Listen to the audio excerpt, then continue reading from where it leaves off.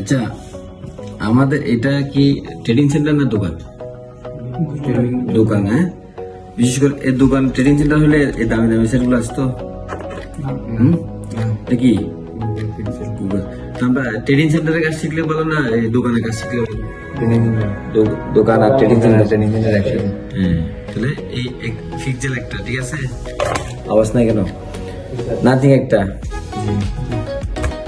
তারপরে তোমার এটা হুয়াই না, OnePlus, স্যামসাং, তারপরে তোমার আসতেছে ভিভো। তো এটা কি তোমার এই ট্রেডিং সেন্টার ধরা যাবে? এটা তো একটা দোকান। ট্রেডিং সেন্টার তো এই কাজগুলো আসে না। তোমরা যারা বেশি বাইরে থেকে শিখছো, তোমাদের তো একটা আইডিয়া আছে নাকি এই কাজগুলা বা এই ধরনের কাজ আসে? আসে না? আসে না।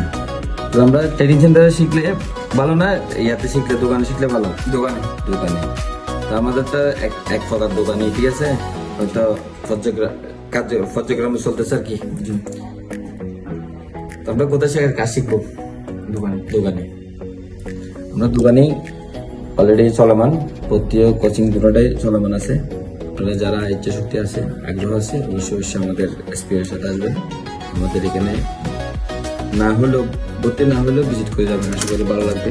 বিভিন্ন রোগ নিয়ে আমরা ক্লাসগুলো করাই, এটা চলমান থাকবে। তো